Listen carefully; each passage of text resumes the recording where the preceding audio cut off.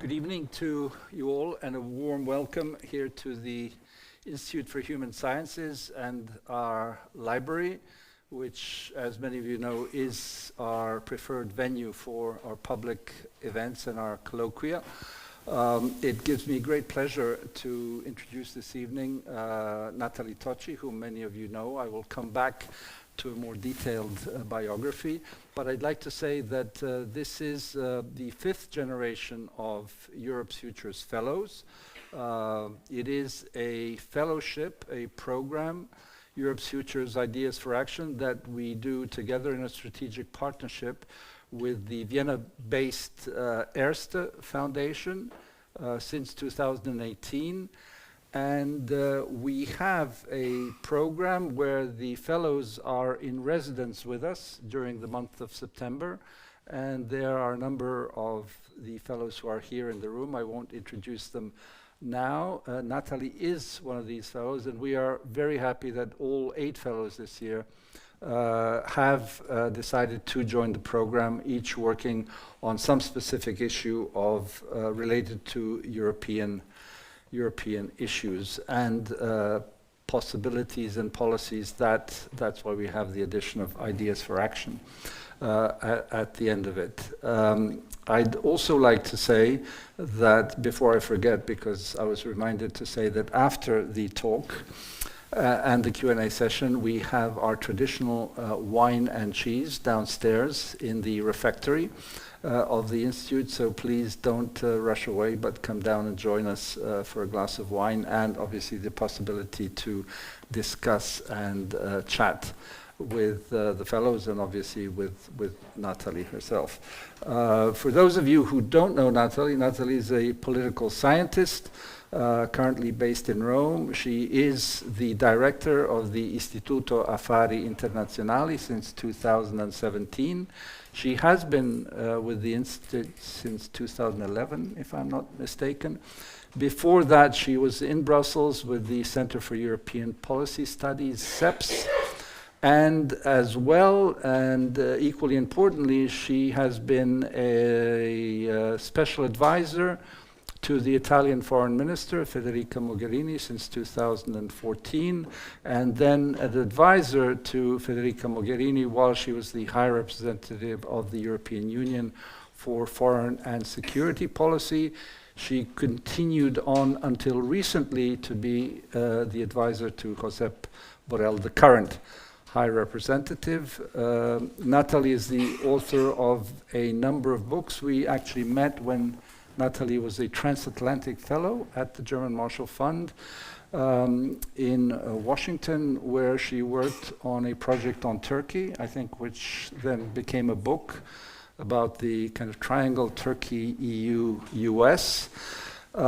She put pen to paper on the global strategy of the European Union for foreign and security policy in 2016, and then wrote a book about framing that global strategy in 2017. Nathalie appears on many of the global media that we all watch and read, and I think recently started an op-ed in La Stampa, or have you been doing that for some time now, relatively recently? For those of you who read Italian, that's great. She posted on her Twitter feed. For those of you who don't, use the various translate functions that exist. They are well worth your read. So one of the key notions or concepts in the global strategy in 2016 was the word resilience.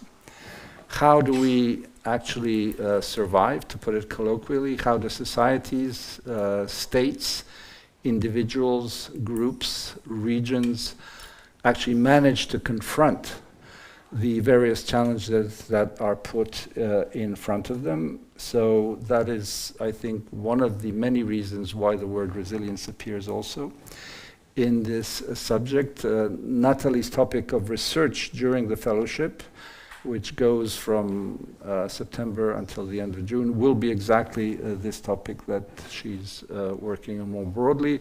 We also have a, may I say, a Ukrainian fellow, Oksana Forestina, who is sitting back there, who will be working on the internal politics in Ukraine. I won't say more than that. And I will give the floor to Nathalie, who will give a 20 to 25-minute presentation.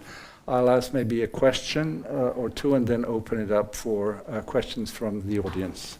So Nathalie, great to have you with us. Well, thank you so much.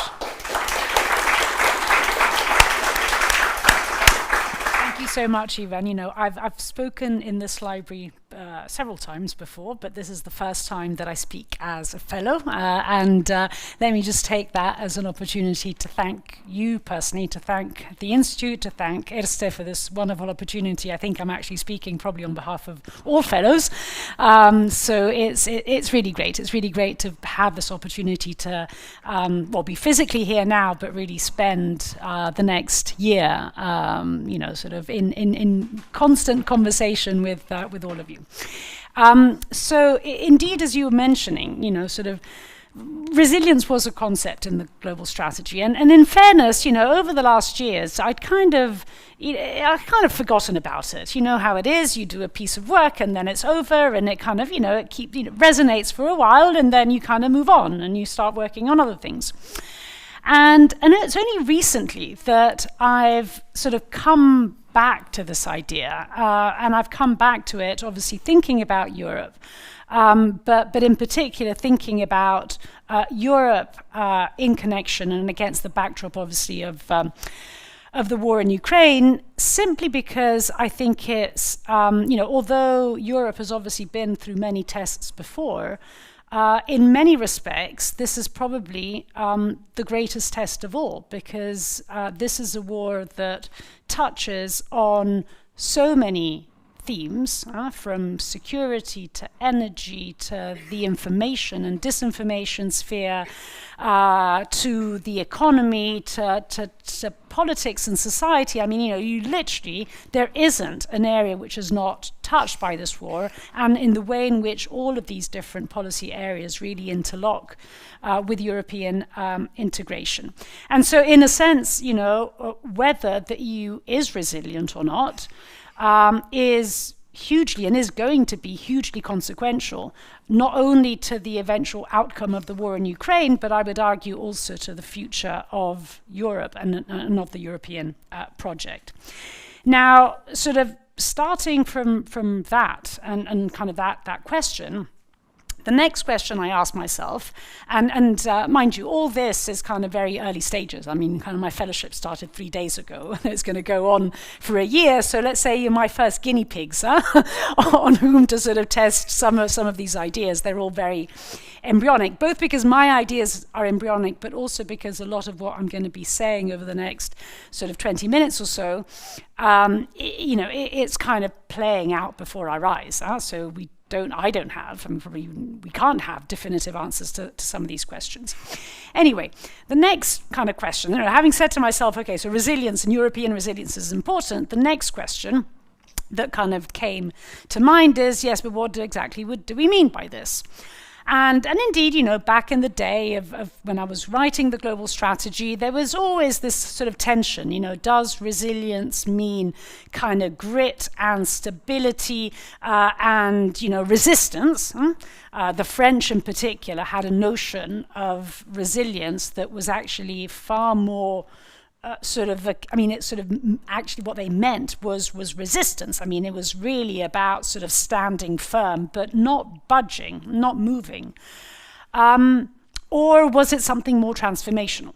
And of course, the argument that we made in the global strategy is that it was all supposed to be more transformational. It was not only about the resilience of the state, but it was also about the resilience and the transformative potential of a society and of state-society relations. Anyway, so that was sort of back then.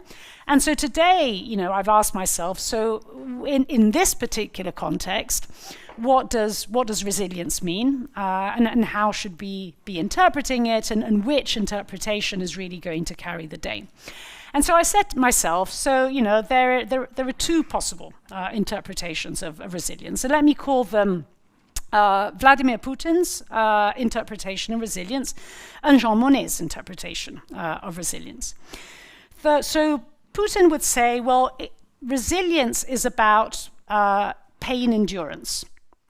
So this is essentially about, the threshold that we have, that a state has, to endure pain.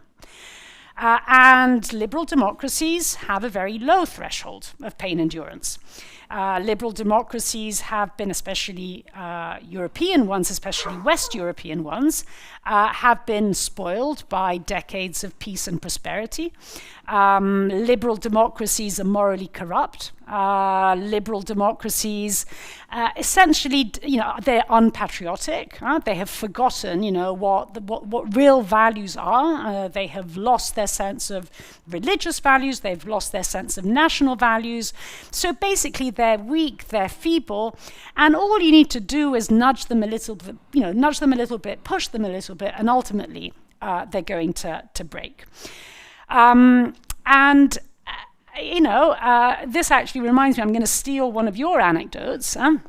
When you sort of, had dinner the other night and you gave me the Edi Rama anecdote, which I think, really resonates with, in a sense, a kind of the Putin, I call it the Putin interpretation of resilience. And sort of Edi Rama told Ivan, not me, but I'm just kind of, selling his anecdote, that, you Europeans, you're used to having, caviar and champagne for breakfast. You take the champagne away and, despair and disaster. As opposed to Russians that, they're used to having a hard time. If out of those 2 slices of stale bread, one gets taken off the table, you kind of, sit tight and you wait and you carry on, basically. Now, there is in all of this, obviously, some truth. So I'm not arguing here that Putin's interpretation is false. I think that this is a kind of a proposition that really has to be taken seriously. I think there is something to be said about, are we able to endure pain? Question mark. Then you have a very different interpretation of resilience, and I would call it the Monnet interpretation of resilience. And Monnet, as we all know, really believed not only in the notion that there is opportunity that can be seized from crisis, but that Europe and the European project would essentially be the sum of the solutions found to successive crises. There's a sort of wonderful quote from Monnet in his memoirs that I ran into a couple of days ago, which really captures this notion. And if you kind of interpret that in resilience terms, it is essentially this idea that, every time that there is a fall, not only do you lift up from that fall, but you don't bounce back to the condition that you were previously in. You bounce forward into a new, if you like, unsteady state, or temporarily steady state, which is then broken when the next crisis comes, and there you make your next step in the integration process. Now, as I said, I think there is obviously truth in both these stories. So it is, both these stories are to an extent true, but also to an extent incomplete. So, it is true to say that, on one level, liberal democracy have a low level of pain endurance. Now, of course, this is not because they are unpatriotic and morally corrupt, or not necessarily so, but it is true that European countries, especially West European countries, have certainly gone through far less hardship compared to Russia, and I may add to East European countries, certainly up until the end of the Cold War. It is also true that liberal democracies in general, not just obviously European ones, are used to sort of expressing their discontent. That the discontent in European societies plays out on the surface, and we see it. At the slightest little ripple, it looks like it's an earthquake. And of course, it's kind of part and parcel of what a democracy is. I mean, you can speak freely, right? You can sort of protest. I mean, you can kick and you can scream and you can make your voice heard. It doesn't mean, of course, to say that in an authoritarian system the discontent is not there. but it plays out at a different level by definition. It can't play out on the surface because of the very nature of the political system. And this is also what makes it so difficult to be able to understand and predict, even when you see all the conditions of unsustainability. It's very difficult. In fact, it's impossible to predict when a system ultimately breaks. I mean, this, sort of makes me think back at, the beginning of the Arab uprisings, and how could we have not seen this? Well, we obviously did see all of those conditions of unsustainability, but by definition, it's impossible to know in an authoritarian system what is the ultimate trigger that will lead that system to ultimately break. So, whereas, as I said, there is obviously truth in all of this, it is also not true in the sense of, that these are incomplete stories, that because liberal democracies kick and they scream, that automatically means that they break. In fact, one can make exactly the opposite argument. It's the kicking and the screaming that provides that safety valve that lowers the pressure, that ultimately means that it is a bending rather than breaking. And the metal that bends ultimately, chemically in fact, alters its own composition, and it becomes something different from what it was before it was bent. So if we look at this idea of, the protest, the discontent, the crises, and the way in which they affect the European project, we see that obviously there is a lot of truth in Monet's story. So Monet's story was not just the expression of a desire. In a sense, in many respects, it turned out to be a kind of prognosis that revealed itself to be true. Now, I think it's fair to say that whereas as a general statement that's correct, it has also played out in different ways and to different extents as the successive crises have taken place. I think it is fair to say that in the case, for instance, of the Eurozone crisis, we kind of just scraped by. I mean, we just did, what we did, whatever it takes, to cite, my beloved but soon-to-be no longer Prime Minister, Mario Draghi's sort of famous statement. We did whatever it takes to save the euro. But that's pretty much all we did. I mean, we only started building a banking union. We didn't complete it, and we certainly didn't move forward towards a fiscal, let alone a political union back then. If you take the migration crisis, well, even worse. We were certainly not very capable of using that as an opportunity, but we didn't break. Despite those centrifugal forces, we didn't break. If we want to take a more positive story, of course, we take COVID. That really was, in a sense, a crisis in which we rediscovered our mojo. I mean, we rediscovered that Monet art of transforming crisis into opportunity, particularly as far as Next Generation EU is concerned. And in a sense, the sort of first building blocks towards that fiscal union, as well as the opportunity to accelerate on the energy and digital transitions. So, in a sense, if you take successive crises, you see, yes, Monet works. It doesn't always work very well, but it's always worked sufficiently well for, otherwise we wouldn't have such a thing called the European Union today, right? So by definition, in a sense, it's worked.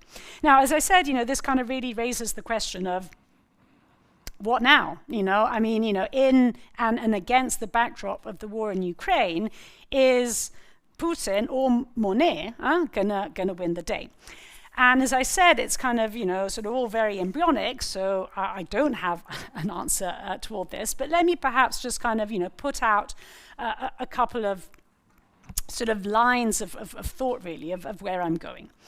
So, Putin, by definition, kind of, believes that Putin's interpretation of resilience is the correct one, and has acted on that basis. So what has Putin's gamble been?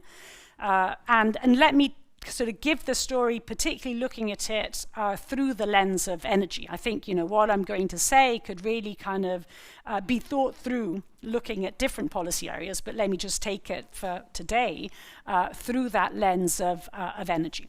So I would say that energy actually played an important story in the timing of this war. Energy prices were rising beginning in the summer of 2021. They were rising initially for reasons that didn't have to do with the preparation to the war. They were rising because, demand picked up after the lockdowns, supply didn't, and, by definition, prices were rising. But as Putin saw those prices rising, I think the calculus changed. And the calculus changed because although the Europe-Russia energy relationship is one of interdependence, in an interdependence in which prices are low, which was really the story between 2014 and 2021, bargaining power is really on the buyer's side.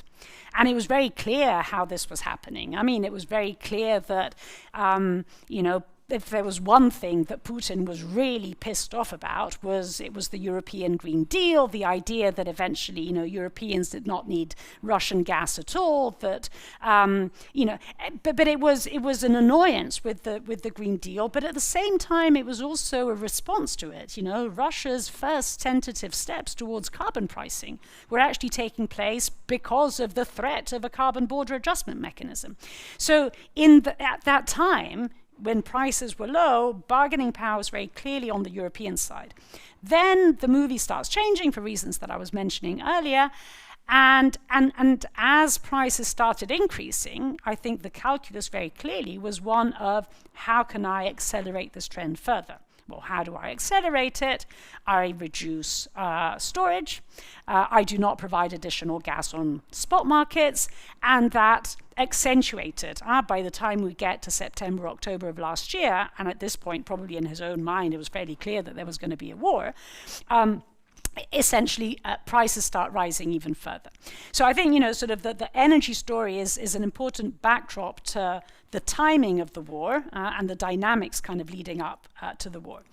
Now, as prices rose, probably the calculation, and this goes back to resilience, was, well, very clearly, Europeans are going to behave like Europeans. I mean, they will certainly not sacrifice their prosperity and their well-being for the sake of, by the way, a country that doesn't even exist, Ukraine. They would probably hardly do it for one that does exist, let alone one that in his mind doesn't even exist. So, the calculation very clearly was one of, it will be a walk in the park. It will be a walk in the park not only for the reasons that we know, militarily Ukraine will not defend itself because it's not really a country, for all of that narrative, but also because Europeans will not stand up for Ukraine because they will continue to do business with Russia in the way in which they always have.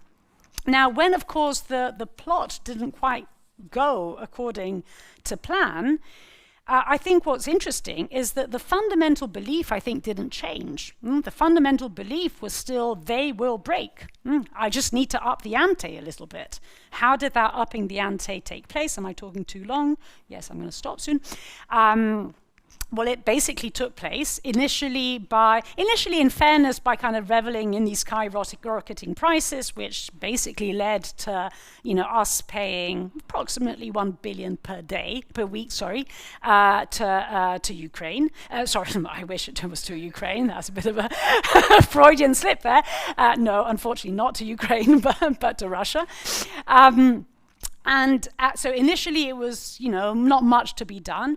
Then as we started getting a little bit more serious, particularly on the energy sanctions side, well then, and I would say on both getting more serious on the energy sanctions side and therefore the coal and oil sanctions, getting more serious in terms of diversification. I think it's, something that's quite interesting. I mean, I've been watching it a lot from an Italian perspective, but given that Italy has really invested a lot in especially its relationship with African countries over the last months to try and find alternative supplies, to look at the way in which Sergei Lavrov has been traveling, hey, surprise, surprise, precisely to those countries. So I think by the time we get to the summer, European storage is actually increasing. There is, this first discussion about demand reduction, something that think tankers like myself had been talking about for months, but it's only really in July that the institutional discussion started taking a little bit more root, that diversification was going on, and you start having these first tentative ideas of price caps. Well, then Putin really does get annoyed. And so you start with this kind of cat-mouse game, open, close, open, close, open, close, to try and ramp up prices. And now, in a sense, the mask has really come off. I'm going to shut, and I'm going to shut for good until you lift sanctions.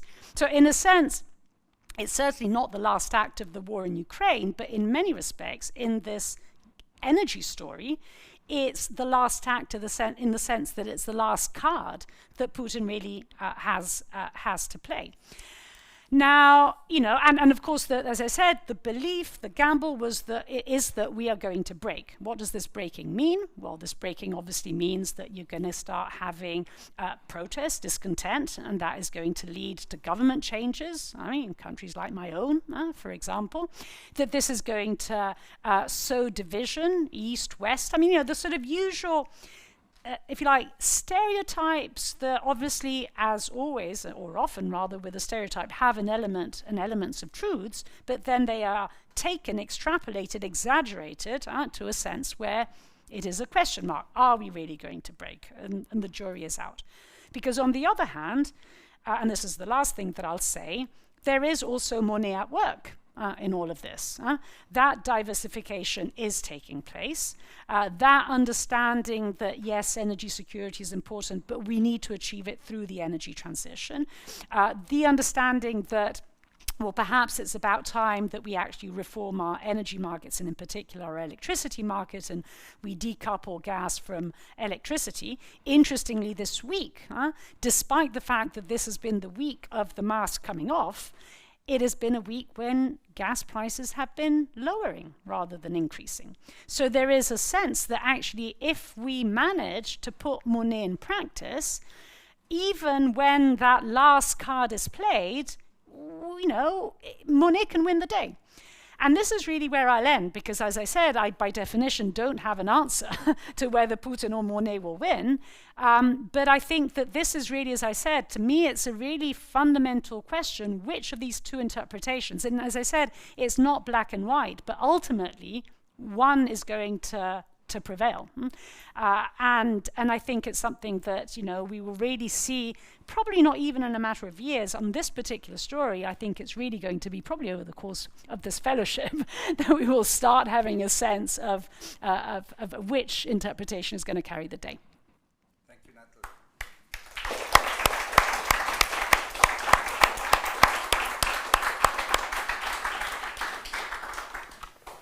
Well, needless to say that the topic is huge.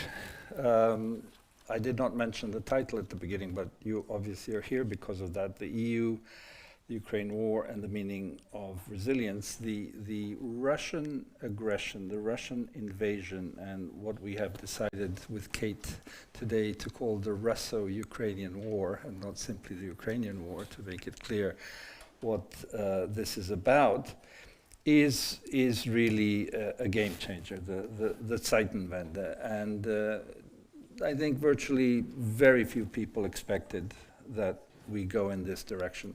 At the recent European Alpbach Forum, where some of us were, and I see Boris Marta, the CEO of the ERSTE Foundation, has joined us, we spoke and listened to Andreas Streichel, who in his always very forceful thoughts said that what I think is common understanding, that Europe basically committed two big mistakes. One is full reliance on the US security umbrella since 1945, and secondly, this illusion and overdependence on Russian fossil fuels, and in particular, and not only Germany, but Germany is sort of seen as the quote-unquote culprit in this. And I myself was surprised to be reminded that Nord Stream 1 came online only in 2011. You'd think Nord Stream 1 was something from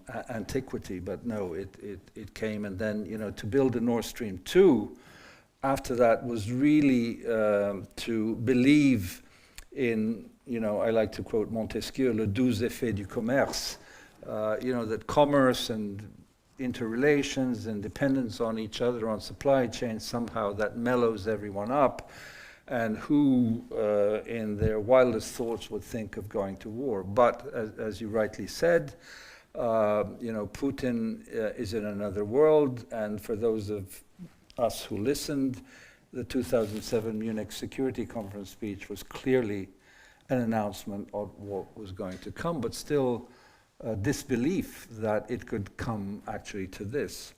And so even the invasion of Georgia in 2008 and then Crimea, which was a little more of a wake-up call, and we see that in the way that the Ukrainian army is prepared, much more than it was in 2014. There have been things that have been done. So the fact that this really is the game changer in all of the fields that you yourself mentioned, and you use rightly energy, I think, as the as one of the examples of this. But inflation, climate change, demography, the cyber attacks that have come through, and generally, what does European security architecture look like after this? I was just listening to my friend from university days, Dominique David, who puts out the Ramses annual report of the French Institute for International Relations, where he reminded us all of this, eternal, decade-long attempt for a European defense union since Mendes France back in the 50s, for those of you who remember that. You were sort of in the engine room at the creation of the global strategy, and we know that PESCO in the meantime has appeared. Treichel's conclusion was, well, it'll take us 25 years to get to full security independence and to probably wean ourselves much more quickly off Russian gas. How do you see the security of Europe evolving in this regard? Mm-hmm. So, I think starting off with the mistakes, in fact, you could almost start at a third one, yeah? So the mistake of over-reliance on the United States on security, the mistake of over-reliance of Russia on energy, and you could argue the mistake of over-reliance on China. We'll get there.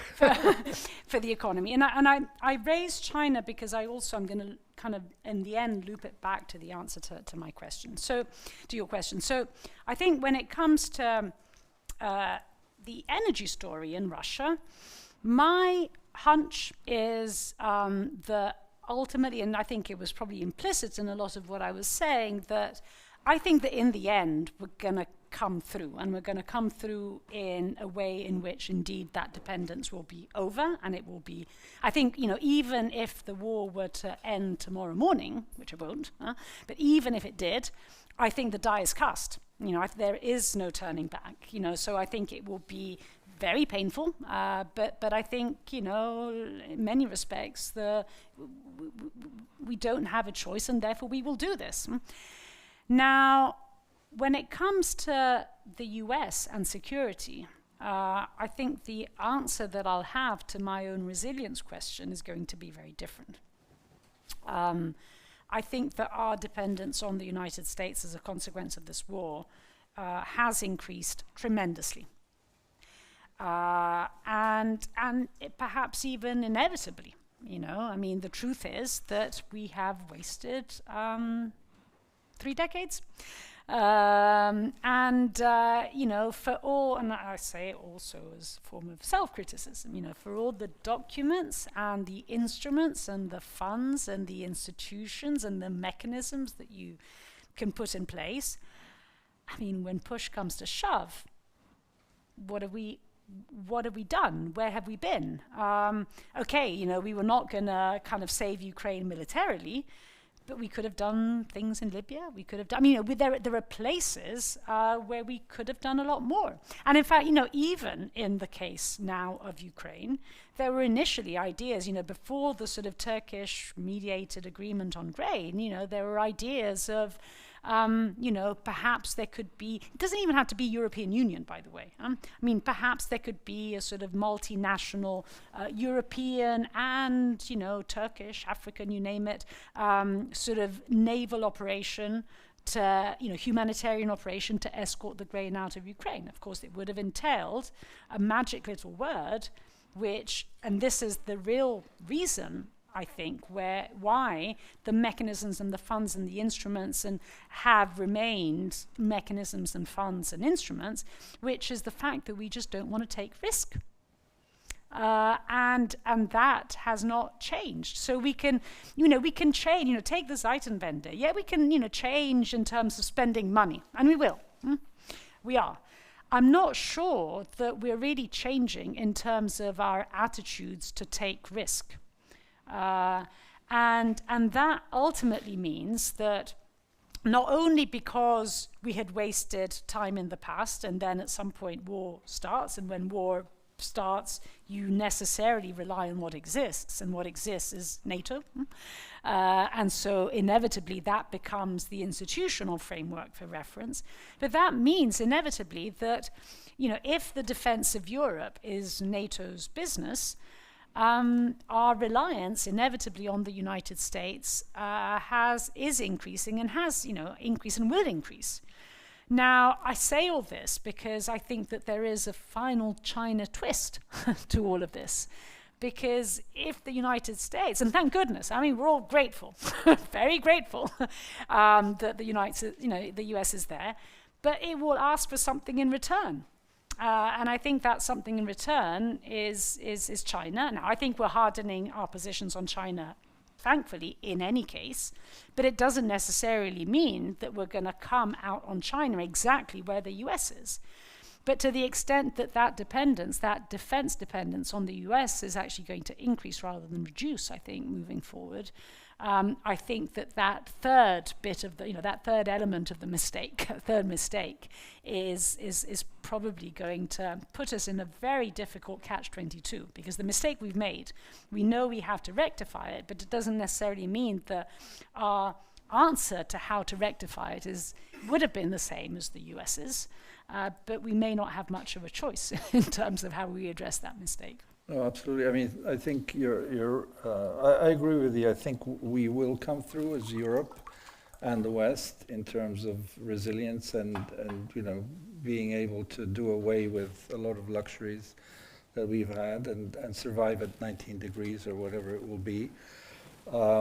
But there's clearly a scramble everywhere to diversify and disinvest from, obviously, the Russian fossil fuels. Even in my small country, Serbia, I mean, the ministers have been in all the same places: Africa, Angola, Azerbaijan. I mean, the scramble is true and serious. And maybe that's something that Putin and Russia did not count on, that this would go so quickly. And your country, Italy, certainly is going in that direction. That's really then poses the question, if these were the mistakes that were made, is it a mistake that we, or rather many industries in the West, are reliant on China in the way they are, not to mention all the supplies of pharmaceutical substances and critical materials and all that? You know, is there a thinking to maybe not as rapidly and nervously disinvest from China, because you can't do that overnight, but that there may be the need to expect the unexpected down the line? Now, you know, it doesn't seem like that. China is playing this very complicated kind of balancing act by sort of supporting Russia, but also trying to keep good with the West. But maybe we leave that question till a bit later, and I will ask you about your country as well. But I'd like to open it up to the audience now for questions. We'll have a microphone that Felix will be, so we'll start there, and then Heather.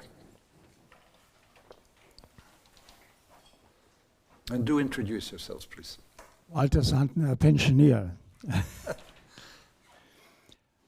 I have two questions. The first is, you both mentioned China. Will China be the big winner of this war in a double sense, economically and politically. Economically, because they will receive now the gas, the oil, the coal, and so on. So all this energy which Europe is now losing will probably go in the first place, not exclusively, but in the first place, to China. And politically, because Russia will be a very faithful ally to China. They depend on China. If China would say, stop the war, we are against it. Not the United States can say that, but China could say, stop it tomorrow. As you said, will not stop tomorrow, but China could say it. But China does not say it because China knows the longer the war lasts, the better for China. Because Russia will become each day more dependent on China. So my question is, do you share this opinion that probably nobody knows naturally, and I don't know it either, but probably as it looks by now, China is the big winner, will be the big winner of this war. My second question is, in your beloved country, there are in the next weeks elections. And it looks like that right-wing parties will win. What does this mean for the European money, as you said, policy? Will there be a united policy, a united sanctions policy? Or will the Italian right-wing party say, no, stop it? What is your answer to that? Let's take Heather's question as well, and then we'll go back to you, Nathalie. Thank you. Heather Graby, Europe's Future Fellow, now here at the EVM. I'm very happy to have this opportunity to reflect on the longer term. I think this is the enormous value of these fellowships, is that people who are very much involved in what's going on now are also able to think about the longer term. And with that in mind, I just wanted to push a bit further this question of the notion of resilience and how it's changing with this crisis. Now, over the past few decades, we've had both in economic policy and security policy a very strong emphasis on efficiency and centralization and making things more uniform.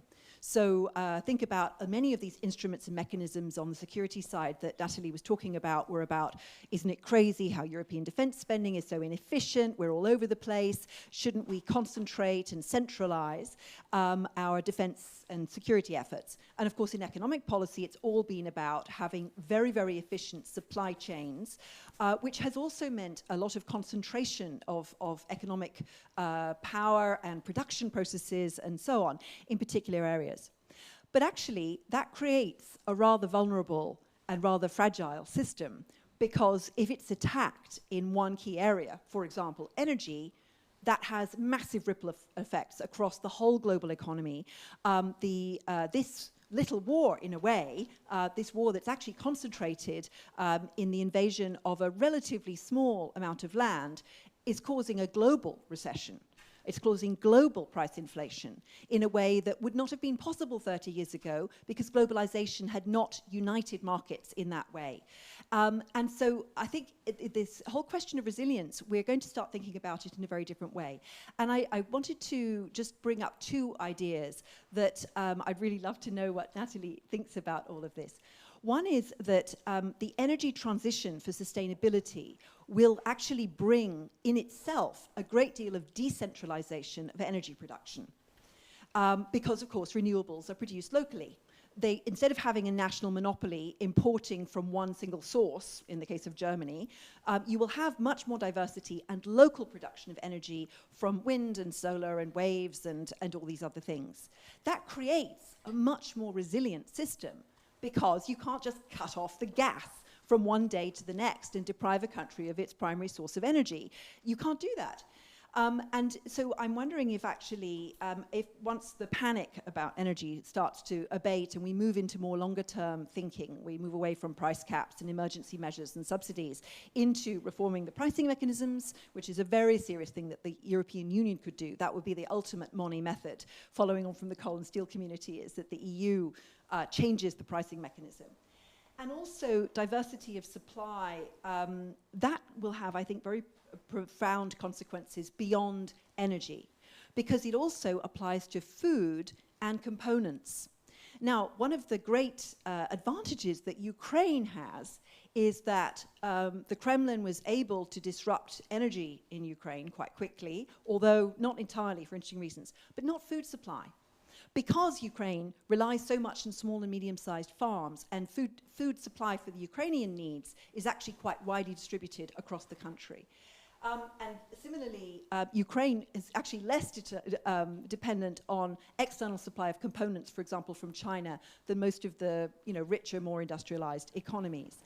So Ukraine's economy and food supply in particular has perhaps been, its resilience is greater because it isn't part of the European Union and part of this, part of globalization. It's also because of, Ukrainian civil society has had to step in because of the failings of central governance and so on. So I think there are perhaps some resilience lessons to learn from Ukraine itself. And I think that a very important political narrative going forward needs to be about resilience, and that the energy transition to a low-carbon economy, energy but also other things, will itself increase resilience, and ultimately security of the population has really got to be key. But the question is, which political leader is going to make that argument effectively? I'd love to know your views. Nathalie. Yeah, really good questions. So, China the big winner?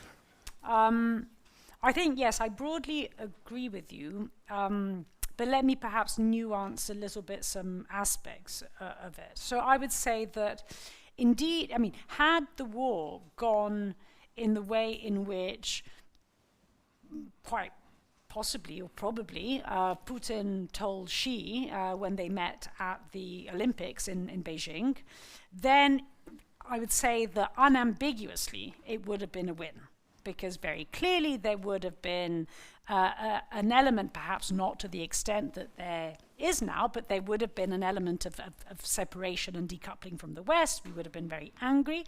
There would have been the added bonus of a war that is won quickly, sort of affirms the kind of value of the values that Putin and Xi obviously stand for.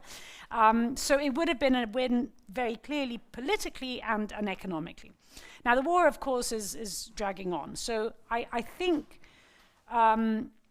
I would not be as, when you say, China has an interest in the war dragging on as long as possible, I'm not entirely sure about that. I definitely see the argument that, very clearly the more this goes on and the more this trend of, on the one hand, Russia weakening and inevitably joining up more with China, in which very clearly who's calling the shots is China. But at the same time, a war that drags on is also a war whose outcome, you don't quite know what it's going to be. At some point, wars end, and at some point there is a kind of winner and a loser. And if there could be both losers, right? But if at the very least Russia loses this war, which I think is a kind of reasonable proposition, it may be that Ukraine loses it too. But if Russia loses this war, depends obviously what we mean by this, then that political argument can't really be made. Economically, what are the consequences, the economic consequences of a war that is lost for Russia? Very clearly, not only a weakening, which we're already seeing, of the Russian economy, but perhaps even something more dramatic than that. So yes, you're left with something, you have a kind of poor brother, but it's very, very, very, very poor. So the added value to that is not clear. You could say, well, in that case, it could squeeze more out in terms of natural resources. Yes, but, I think that actually China has been watching Russia's weaponization of energy. The way in which, this is really unprecedented. During the Cold War, it didn't happen. The Russian narrative has always been, we can somehow, do business even if we disagree politically. Sort of set geopolitics aside and business. And in fact, part of the reason why we as Europeans have been so slow in having the discussions that we're having in the last couple of weeks is that it was almost, we kept on saying, well, it's not in their interest. They're not going to do it. So very clearly now that logic has changed. And it's not just us that are obviously facing the consequences of it, but China's watching it. So I'm not sure whether this actually increases China's incentives to go and build a Power of Siberia 2, that not only has a gas pipeline, that not only has risks in terms of secondary sanctions and this and that and the other, but also in terms of, this is a precedent that China watches. Now, I don't mean to say, of course, China is going to buy, oil and gas from Russia, but I do think that it's, the more the war goes on, the more it's not quite clear whether, China may be the relative winner, but I'm not sure it's winner in absolute terms. I'm not sure anyone is. Italy.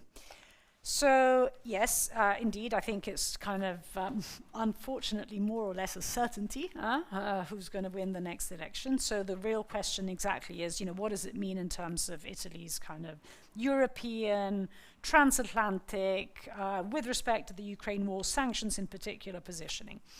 And there, actually, I'm not very worried, in the sense that, firstly, I would say, on the transatlantic story. On the transatlantic story, the party that is likely going to come on top, Brothers of Italy, has actually very strong relations with the United States, particularly with the Republican Party in the United States. So there it depends where the Republican Party goes, but it does not have relations with the Kremlin. That is the story of the League.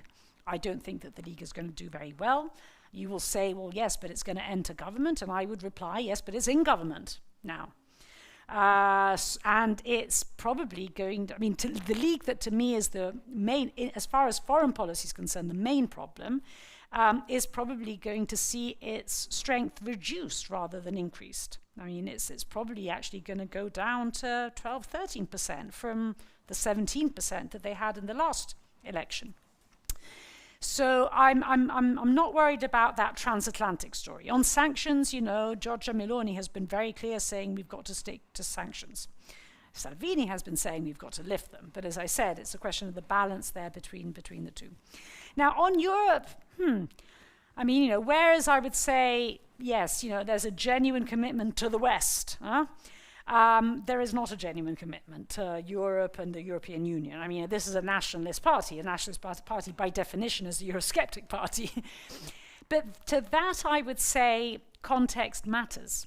We're not in the Eurozone crisis, in which Europe was demanding austerity, in which Europe was taking money away. It wasn't giving money to us. We're in a post-pandemic Europe in the midst of a war. Europe is giving us money. We're not in a migration crisis. Yes, there's been the attempt at hyping up migration, this election campaign.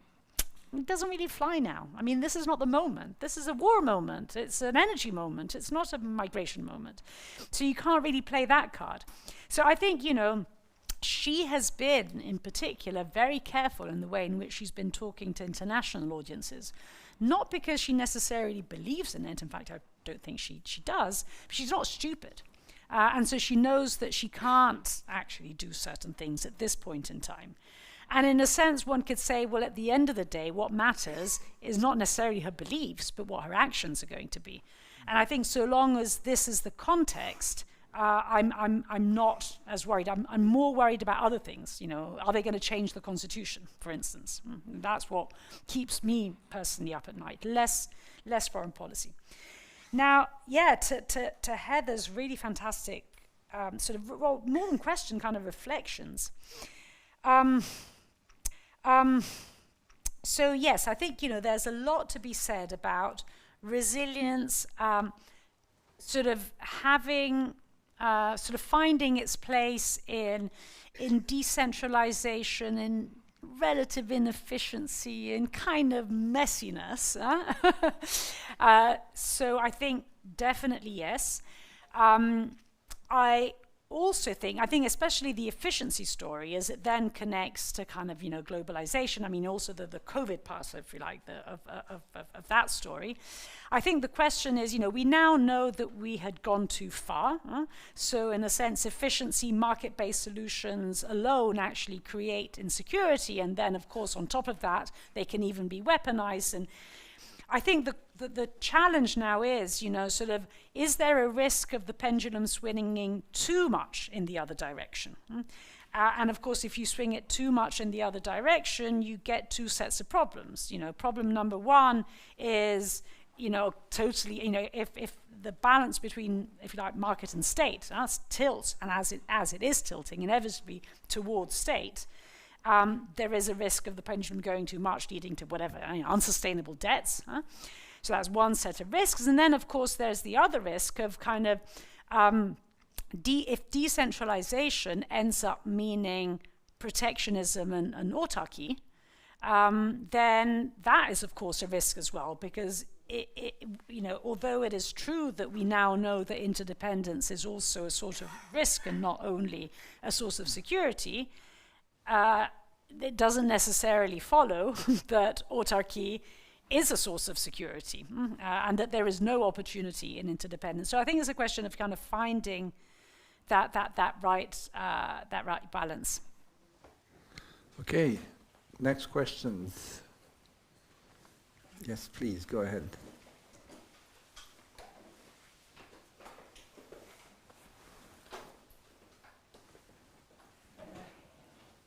Thank you very much. This is really gives a lot of food for thought. Do introduce I would like yourself, to come please. back to the term of resilience, which is considered by quite a few as a very neoliberal term, by shifting responsibility from the political and economic elites to the society and even back to the individual.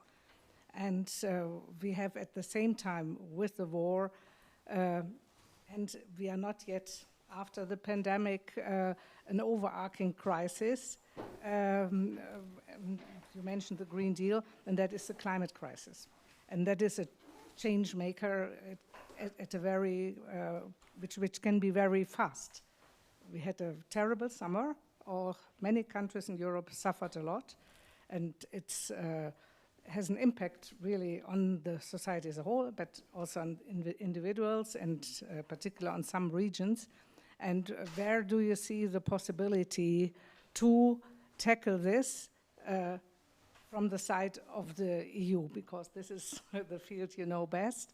And I'm disappointed with the Green Deal right now. It seems that it is now in the back of our thoughts, and particularly of the thoughts of the politicians. Energy crisis, that is much more important, but it is not more important. It's linked, very closely linked to each other. So how do you see this resilience of our societies? I do not trust into this resilience too much.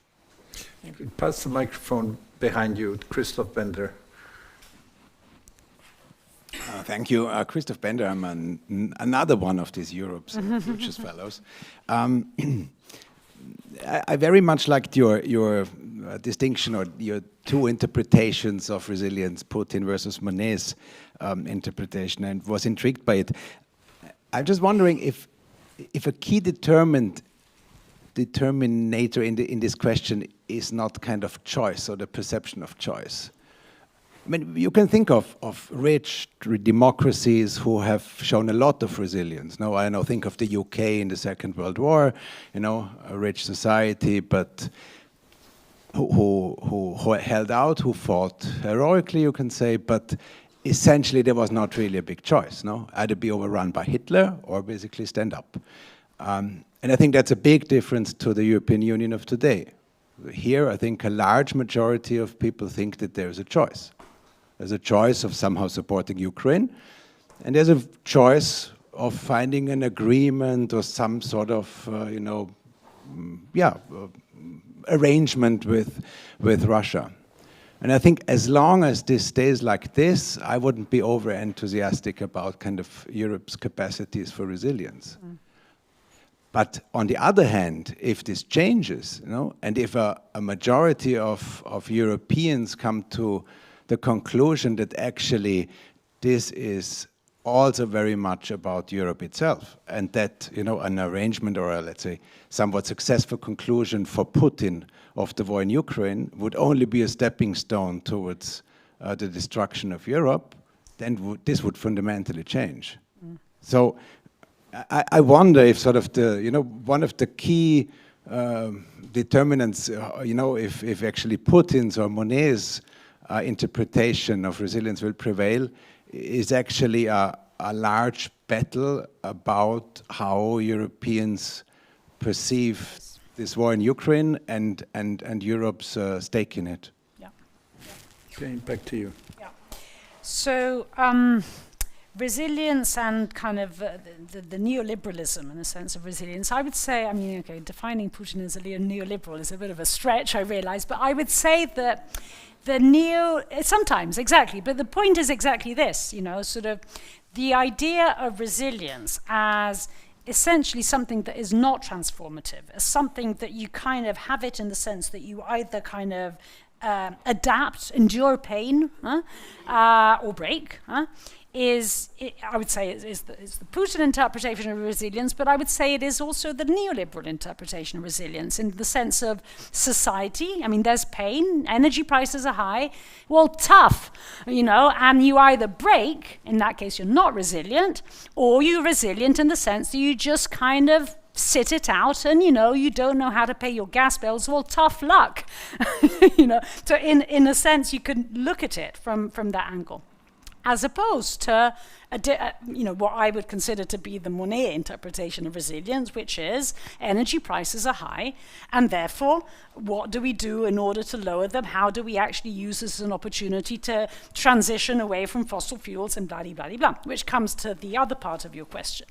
On indeed, has the European Green Deal bill been shelved? I think conceptually, we have a wonderful story.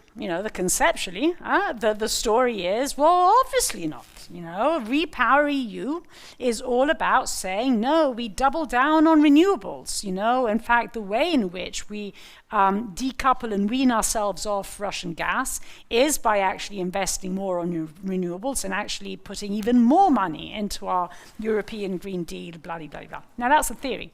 I think the practice goes very much so far in your direction. If you look at the billions being spent on new fossil fuel sort of projects, infrastructure, LNG facilities, now it's, in fairness, difficult to criticize, right? Because, what do? You need to have an immediate solution. And so there is, there are difficult choices to be made. I don't think that there is a silver bullet to this. To me, the only way forward is to imagine, say, for example, with the countries with whom we are developing our fossil relationships, right? Because when we're talking about the Algerias, the Egypts, the Azerbaijans, the Angolas, the blah, blah, blah, it is about this. The only way to square that circle is to say, well, alongside that, we're also investing in their transition. Are we, fine, let's sign a new gas contract with Algeria, but let's make that, this is also something interesting about the way in which Italy approached this question. And it did so for a very specific reason. The way in which, for instance, these energy partnerships have been developed, given that this was gas that had to be immediately available, the gas turned off now, so you need it now, was about gas that was already being extracted. And the prior contracts basically said, well, we extract the gas and we sell it to the local market.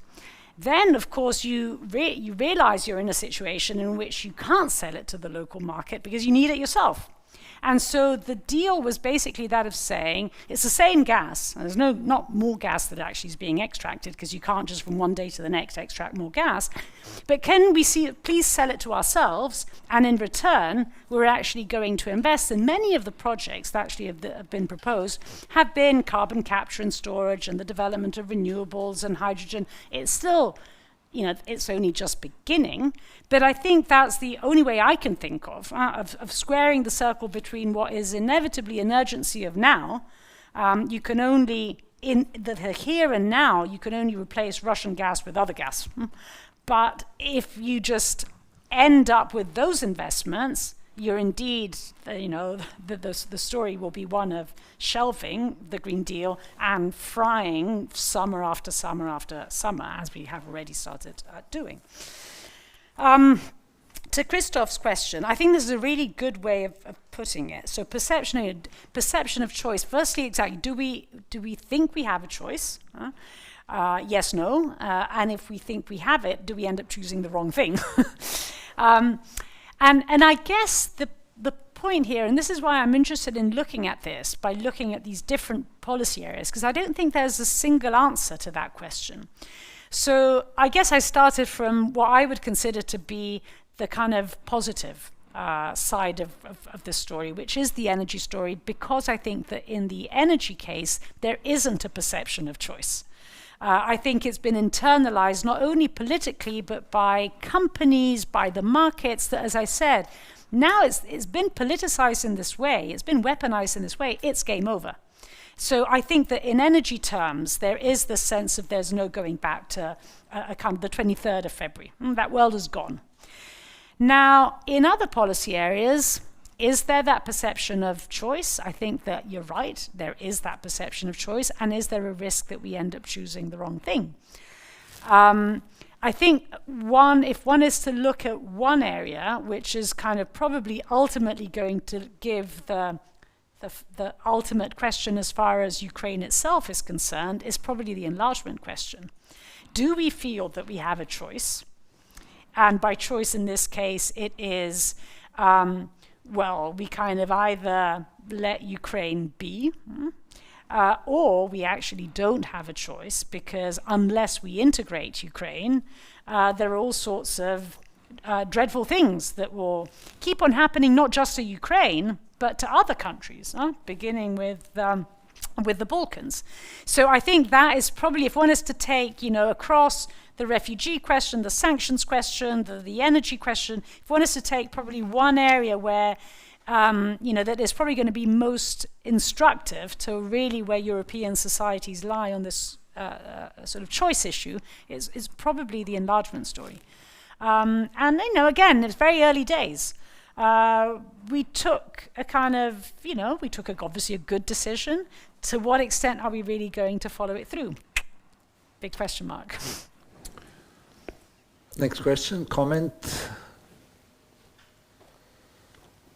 While we wait, I'm glad you mentioned enlargement. Obviously, we've spoken very much about it, and I agree. I think that the right choices have been made to this point in time, and the giving candidacy to Ukraine, Moldova, and potentially to Georgia, I think was without alternative. Whatever the internal debates in the European Union were, in the end, again, in a kind of Monet moment, it came together, and they said we must not only stick together, but give proof that we do believe sincerely that this is a European country that is in dire need, that it is defending the values that we stand for, and thus we have to stand with that country.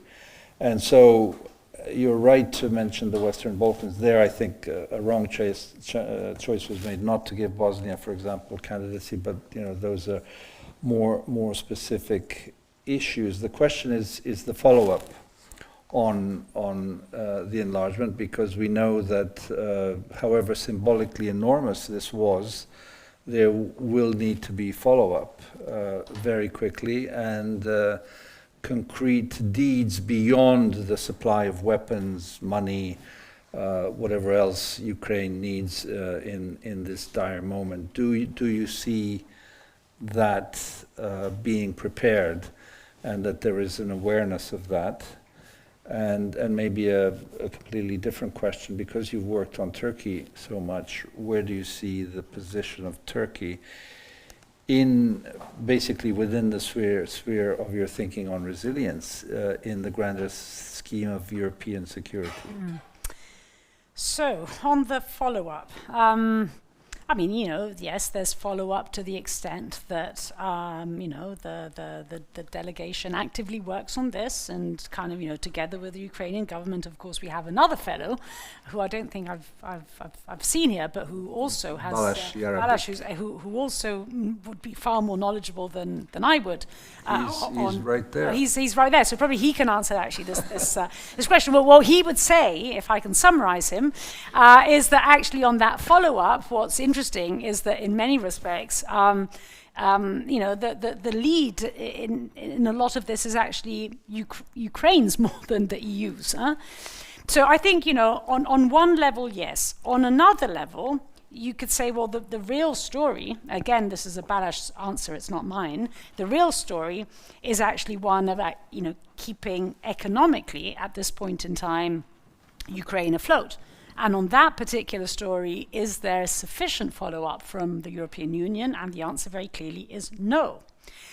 Then I think you have a third part to the answer, which is an ESI, Inc. Answer, which is, you know, on a political but also very concrete level, you know, beyond the candidacy, what concrete benefits are you going to give along the way? And that, you know, that to an extent obviously is a technical question to the extent that we're talking about concrete things, but of course it requires a political push. And this is another problem which the European Union has, which is, you know, politically it kind of, okay, you know, we've done the candidacy thing, you know, fine agreement, forget about it until, you know, you're then faced with, you know, maybe a couple of years from then, the next moment in which you have to take a decision. So I think, you know, on the kind of sort of undercurrent of reform and the process, yes, things are happening. On the financial, not enough, certainly not what we promised. And on the concrete benefits along the way, nowhere to be seen. At the moment, the debate is just kind of died down on all this, you know. On Turkey. On Turkey, you know, I think that, you know, the jury really is out on what's going to happen next summer with the election. I mean, it is very clear to me that so long as Erdogan remains in power, there is not a EU-Turkey relationship worthy of the name really to be had.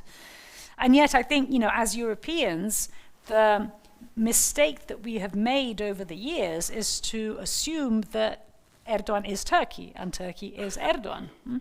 Which is to an extent probably the mistake that we have made also in your country, and many others.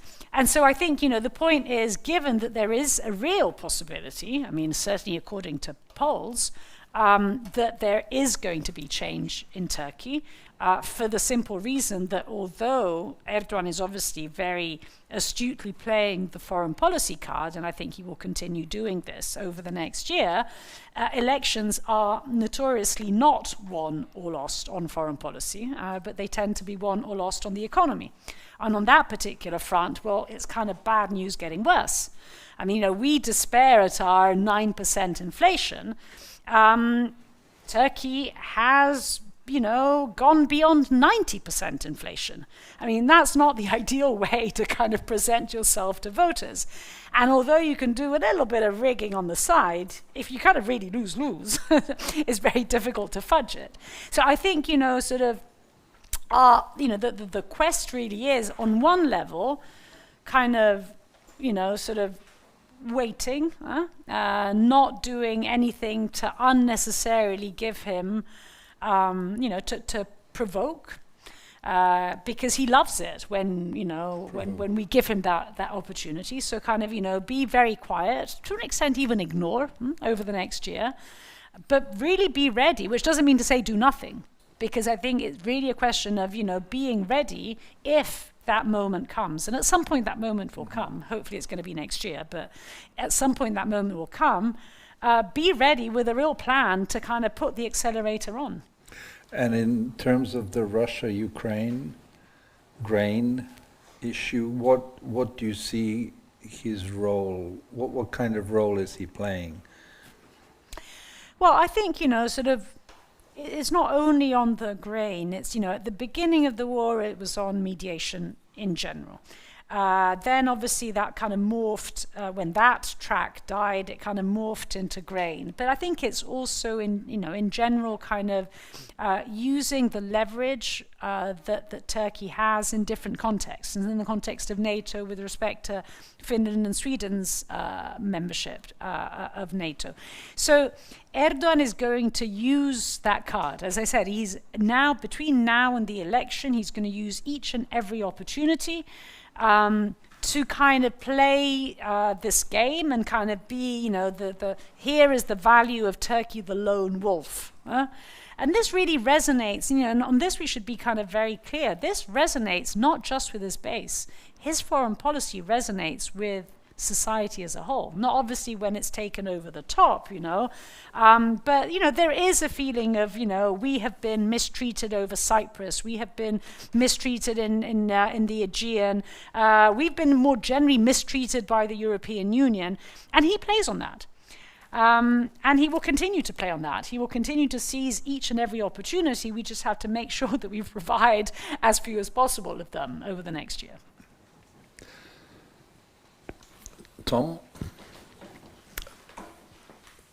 do introduce yourself. Right. Hi, Nathalie. Good to see you. Tom de Waal, also a Future of Europe fellow, usually, well, still with Carnegie Europe. My first day here. Can you speak a little? There's also there's a kind of Putin-Jean Monnet discrepancy on looking at the European Union. One of Putin's miscalculations was to believe that the big countries, particularly France and Germany, were more amenable, that they, as it were the big decision makers, this traditional kind of great power Russia view of the world, which not only Russia is obviously susceptible to, but Russia in particular. And then obviously the European Union as a group of solidarity of small states, which is obviously a narrative that's emerged, thankfully, over Ukraine.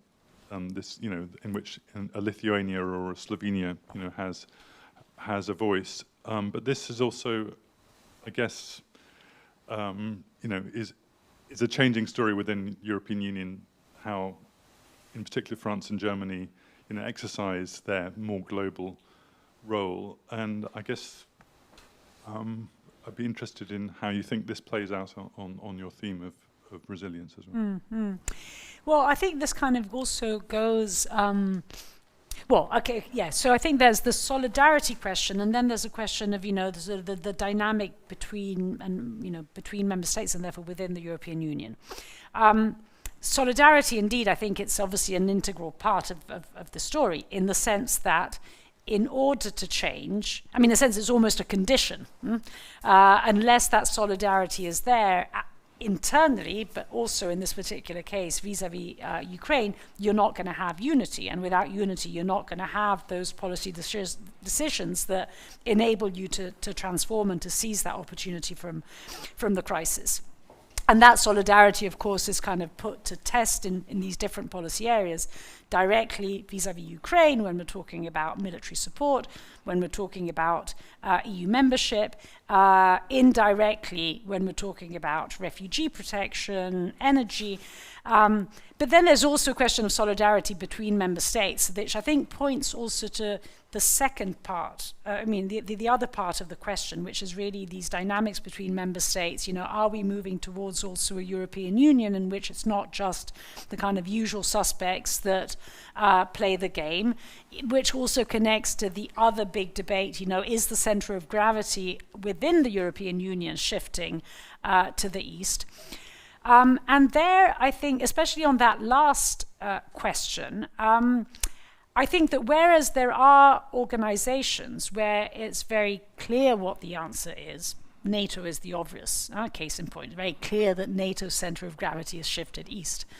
I think when it comes to the European Union, it really depends on the game that individual member states play, and in particular, East European countries. If there is this tendency, and the risk is there, and then it goes back to a lack of solidarity and of division. And if one gives into the tendency of the kind of East versus West, and hey, we were right, and then it's just not going to work. It's not going to work. That center of gravity is not going to shift to the East, because it's not going to be anywhere, in the sense that there will not be solidarity, there will be divisions, and there won't be policy outcomes that go either in one direction or the other. And Putin's interpretation of resilience is going to carry the day. If those countries actually start playing a different game, and at times you see the beginning of this happening, you see it both because traditional groupings are breaking down. I mean, the obvious example, obviously, is Visegrad. But also it's really about creating kind of different coalitions across different policy areas. I mean, I thought it was quite interesting also the image went over the whole EU candidacy story, and the visit to Ukraine, in which, yes, indeed, there was Draghi, Macron, it was France, Germany, Italy, but there was Romania there as well. So, I think it's really going to depend a lot on the extent to which, in a sense, sort of slightly unusual coalitions, and the extent to which individual countries, beginning with East European countries, are able to seize what those potential areas of convergence are and build on them, that it will determine. There won't be a center of gravity, but the whole point and the whole value, I think, is kind of lots of centers of gravity kind of constantly shifting over time. Heather? Just a quick one, because I've spoken already. But I just wanted to introduce a note of controversy to liven everyone up before the wine and cheese. I disagree with the idea that nothing will happen on Ukraine now that we've done candidate status. What's happened is it's moved below the political radar, and that's a good thing. Because the fundamental problem with the accession process as it exists right now, as it has evolved, is there are 100 veto points for each of 27 member states, and they are using them. And there is a commissioner in charge of the process who answers to a prime minister, who answers to a president in another capital, who is perfectly happy to see those veto points used on some countries and then to jump over the conditionality on other countries. So, okay, let's not even go into that. But maybe I'll just introduce a point that might, or an issue that might be a useful subject for a further seminar, also with Balázs, who's been thinking about this too, which is how can Ukraine's candidacy and Moldova's be used to reform and reimagine the accession process in a way that would actually ultimately serve the Balkans too, because it would reinvigorate it and overcome these problems that have beset it now, political problems. And I just give you two ideas, which I think are very much in line with your idea of resilience. One is sectoral integration, which would help to make the Ukrainian economy more resilient because it will be less dependent on Russian markets. That's a process that's been going on since 2014 already, the reorientation of Ukrainian exports and indeed imports towards the EU. So, for example, already telecoms is under discussion. Again, under the political radar, Ukraine will join the roaming directive, which is great for individual Ukrainians, but it's also important for the development of a integrated telecoms market. But also sectoral integration, which member states can't really object to, could happen through the Green Deal. Because, Ukraine's main carbon emitters lie in ruins. The Mariupol, the Azov Steelworks, it doesn't exist anymore. And so sectoral integration into, for example, the hydrogen part of the European economy could be something that Ukraine could do. And that could be a different method, a different philosophy for the accession process, which runs alongside all the chapter opening and so on, but doesn't depend on it, and therefore doesn't depend on the agreement of every member state at every turn. Yeah. So I just put that forward as this can happen. It's just, in a way, it's a good thing there's no political debate about it at the moment. Yeah. I think that's absolutely right. And in fact, I think it can. I mean, the sort of what happens under the surface, I think, is also connected to Balázs's point about, and in many respects, the agenda is being set by Ukraine in this respect, which I think also helps move in the direction that you're pointing to, given that it is, basically this accession process is not an automatic pilot in many respects. And it's not an automatic pilot because there is greater agency by the candidate country, and not only by a commission that just does things in the same way. Of course, there's both of these things. So I think inevitably, given that this is coming also to an extent from the candidate country, there is, in a sense, greater interest in actually getting things done as quickly and concretely as possible. There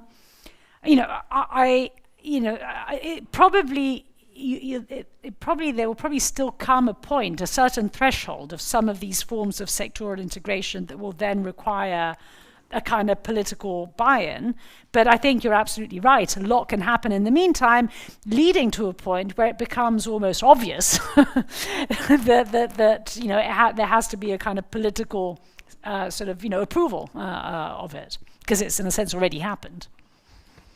I believe that's extremely important, because given that we have been living not only since February 24th geopolitical times, but well before, as we mentioned with the invasion of Georgia and others, that I think there's a necessary pulling effect that the EU must demonstrate in the geopolitical, geostrategic arena through things like sectoral integrations. Bring us, candidate countries, to the table wherever is possible, because that's the proof of the pudding to the societies like in the Western Balkans, that some of them are not believing that this will ever happen. I hope it does still during my lifetime. I'd like to have an EU passport at some point. So I think the awakening has happened, but it needs to, there needs to be a bit of a bucket of cold water additionally for the awakening to go forward. I will leave the question of democratic resilience and how do we deal with the Hungaries and Polands of this world, because again, it's about showing that we are living up to our values, not only Putin up to his. And how do we deal with the Orbáns and Kaczynskis of this world? But as I said, there's wine and cheese, so we can ad lib on that bigger question. So please join me in thanking Nathalie for her presentation.